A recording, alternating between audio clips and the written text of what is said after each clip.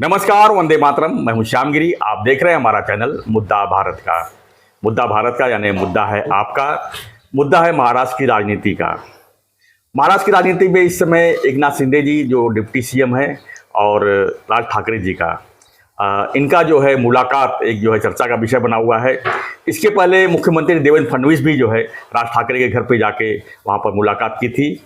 उस समय भी कहा जा रहा था कि ये उनका पर्सनल मीटिंग है, उनका निजी बैठक है। कल भी उन्होंने यही कहा कि ये राजनीतिक मुद्दा नहीं है, ये निजी बैठक है। लेकिन जब दो नेता एक साथ अलग अलग विचारधारा के मिलते हैं तो चर्चा तो होती है और नई नई बातें सामने आती है। हालांकि शिवसेना कहती है कि राज ठाकरे की विचारधारा और उनकी विचारधारा बराबर है और दोनों भविष्य में गठबंधन कर सकते हैं। तो यहाँ पर सवाल यही उठता है कि बीजेपी राज ठाकरे को करीब लेना नहीं चाहती, क्योंकि राज ठाकरे जी है पर प्रांतियों को लेकर कब आक्रामक हो जाए किसी को पता नहीं, और बीजेपी की वोट बैंक पर प्रांतीय है और किसी भी हालत में पर प्रांतियों को वोट गंवाना नहीं चाहती। ऐसे में कयास लगाया जा रहा है कि कहीं ना कहीं एकनाथ शिंदे राज ठाकरे जी के साथ मिलकर जो है महाराष्ट्र की नई राजनीति की शुरुआत कर सकते हैं। यानी कि गठबंधन करके खासकर बीएमसी का चुनाव जो उद्धव ठाकरे का इस समय गोल्डन एक कहा जाता है, उसको नष्ट करने के लिए एकनाथ शिंदे जी राज ठाकरे जी से मिलकर जो है बड़ी रणनीति अपना सकते हैं। चर्चा कई सवाल हैं। इसी पर हम चर्चा करने के लिए आज हमारे साथ सूर्य प्रकाश मिश्रा जी हैं जो नवभारत के वरिष्ठ पत्रकार हैं। हम इसे जानने की कोशिश करेंगे कि महाराष्ट्र की राजनीति जो कि कब कहाँ चला जाए कुछ पता नहीं, ऐसे में राज ठाकरे जी का और एकनाथ शिंदे जी का मिलना क्या मैसेज देता है लोगों को। निजी बैठक है कि राजनीतिक बैठक है?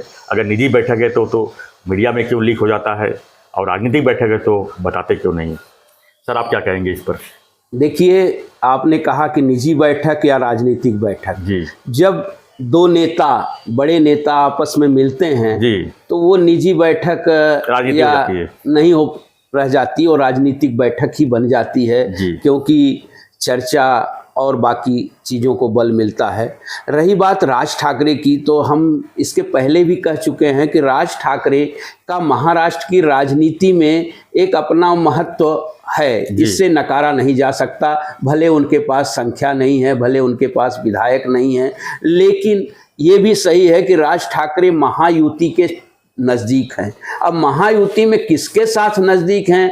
वो बीजेपी के साथ नज़दीक हैं या एकनाथ शिंदे जी के नज़दीक हैं, ये भी कभी कहा नहीं जा सकता। ये वक्त के अनुसार ये सारी चीज़ें बदलती रहती हैं। आपने देखा होगा कि लोकसभा चुनाव में जहां राज ठाकरे जी ने महायुति विशेषकर बीजेपी को सपोर्ट किया, प्रधानमंत्री की सभाओं में शामिल हुए, मंच साझा किया, और विधानसभा आते आते उनकी थोड़ी भूमिका बदल गई और उन्होंने एकला चलो की भूमिका अपनाई। और इसके बावजूद भी उनका जो थोड़ा सा आपने देखा होगा उनका जो इंटरव्यू वगैरह था, बाकी चीज़ें, ऐसा लग रहा था कि वो थोड़ा बीजेपी की तरफ उनका झुकाव है। और उतने तरीके से मैं ये चीज़ और बताना चाहता हूँ कि उन्होंने जब चुनाव अपने बेटे को खुद खड़ा किया था माहिम से, और वो था कि ये चला कि भाई यहाँ कुछ हो, फ्रेंडली फाइट हो, और जो है उनके बेटे का करियर आगे बढ़े। और भी उनके एक दो उम्मीदवार थे, बीजेपी चाहती थी कि इस तरह का हो। लेकिन अब वहाँ सवाल उठा, जैसे माहिम की बात हुई, सदा सरवणकर जी जो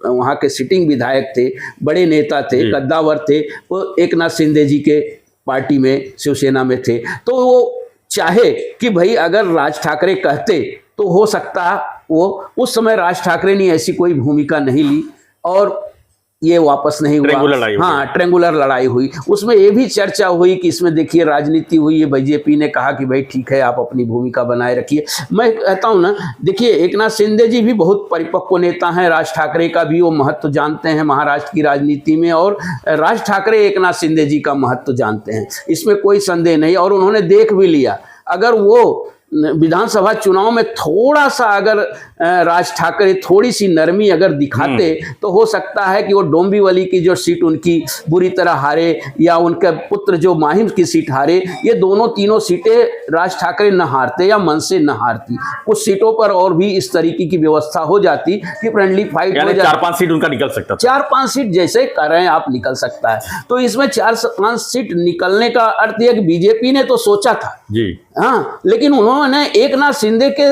नजदीक नहीं जाना चाहे राज ठाकरे, जूनियर समझने लगे। हाँ, थोड़ा सा समझने लगे, इसलिए वो सीटें नहीं निकल पाई। आपने देखा था कि जिस तरह से राजू पाटिल की ये सीट जो लगातार उनकी सीट बनी हुई थी आज 15 सालों से, वो भी सीट उन्हें गंवानी पड़ी। तो राजनीति में इस तरह के होते हैं, फिर उसको भूल सुधार भी किया जाता है जैसे कहते हैं। तो राज ठाकरे जी ने एकनाथ शिंदे जी को बुलाया कि भाई भोजन करने आना है, ठीक है, इसी बहाने। और इसमें सबसे बड़ा जो कयास लगाया जा रहा है उसमें सच्चाई भी कि आगे आने वाला बीएमसी का चुनाव है। बीएमसी में राज ठाकरे, उद्धव ठाकरे प्लस एकनाथ शिंदे जी की शिवसेना प्लस बीजेपी, ये जो चारों दलों के बीच जो कशमकश होने वाली है ये बड़ी होने वाली है। और इसमें कांग्रेस की भूमिका, अब उद्धव ठाकरे यदि कांग्रेस के साथ जाते हैं, अगर उनका समझौता होता है सीटों के बंटवारे को लेकर, बीएमसी चूंकि देखिए मिनी स्टेट का एक तरीके का बजट है इसका और एक तरह का छोटा मोटा राज्य है।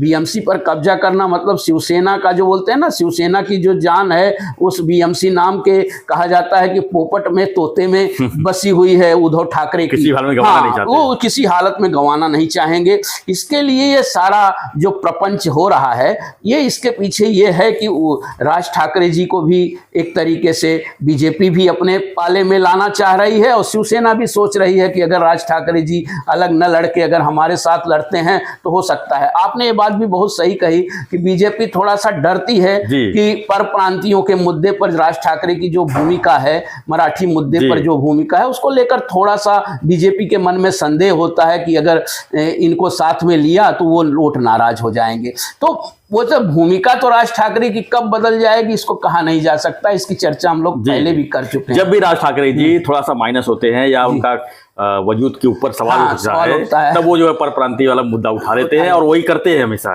2009 से देख रहा हूँ, जब उनके 13 विधायक चुन के आए थे, उसके बाद से मैं लगातार देख रहा हूँ, जब जब उनको मतलब पार्टी माइनस जाती है तब तक ये जो भाषा का मुद्दा उठा लेते हैं और उसके ऊपर जो हाईलाइट हो जाते हैं और लोगों के मतलब पहचान में आ जाती है। राज ठाकरे को देखिए ये भी लग रहा है मनसे को कि अगर अलग अलग चुनाव लड़ी बीजेपी और शिवसेना, जैसे कयास भी लगाए जा रहे हैं, हो सकता है गठबंधन बीएमसी या टीएमसी या अन्य नगर पालिकाओं के चुनाव में दोनों का गठबंधन न हो, दोनों पार्टियां अपने अपनी ताकत के अनुसार लड़ने की तैयारी कर रही हैं, हर जगह चल रहा है। तो इसमें मनसे का क्या फायदा हो सकता है, इसमें मनसे की भूमिका बड़ी हो सकती है। हालांकि मनसे के 2% से ज्यादा वोट नहीं है और वोट काटने का तो काम करेगी, वोट काटने का काम वही कह रहे हैं कि 2% से ज्यादा वोट नहीं है और 2% वोट जो हैं वो महानगर पालिका नगर पालिका चुनाव में मायने रखते। लेकिन सर जी 2% वोट भी मायने रखते हैं, 2% वोट से जीत हार हो जाती है। जी बिल्कुल वही कहा हमने ना कि महानगर पालिका विधानसभा लोकसभा में उतना असर नहीं पड़ रहा,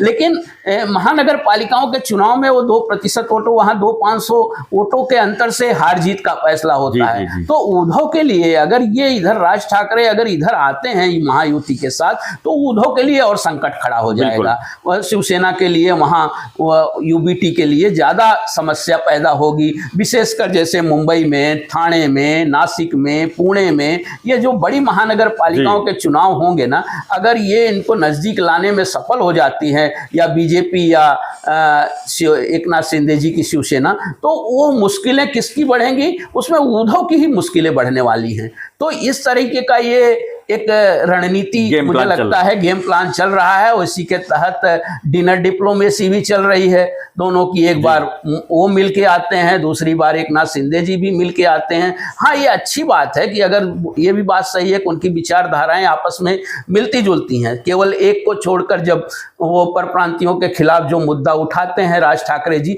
वो परप्रांतियों के खिलाफ नहीं। अभी देखिए वो मराठी भाषा का मुद्दा उठाया उन्होंने। मैं कहता हूँ कि मराठी भाषा के मुद्दे पर इवन देवेंद्र फडणवीस जी ने भी कहा कि भाई मराठी का प्रचार प्रसार बिल्कुल होना चाहिए, उसमें दबाव नहीं पड़ना चाहिए, जबरदस्ती न करें, लेकिन मराठी जो है मारपीट करना, जबरदस्ती करना, गाली गलौज करना, उसी से तो माहौल बिगड़ता है, उससे माहौल खराब, उसी से माहौल खराब हो रहा है, उसी से उनके वोट पर भी असर पड़ रहा है, इसमें कोई संदेह नहीं। लेकिन जहां तक एकनाथ शिंदे जी और राज ठाकरे जी के मिलने की बात है या चर्चा की बात है, आपस में आने जाने की बात है, डिनर की बात है, तो ये मुझे लगता है कि ये महाराष्ट्र की राजनीति के लिए तो अच्छा संकेत कहा जाएगा। प्लस उनके दोनों के जो आगे का भविष्य है, जो बीएमसी चुनाव है, इससे जो जोड़ के देखा जा रहा है, तो इसमें कोई संदेह नहीं कि इससे इनका फायदा ही होने वाला है। लेकिन इनके तीनों के बीच में क्या अलग तरीके की खिचड़ी पकती है, उसको भी देखना होगा कि बीजेपी महानगर पालिकाओं के चुनाव अलग लड़ने की पूरी तैयारी में है,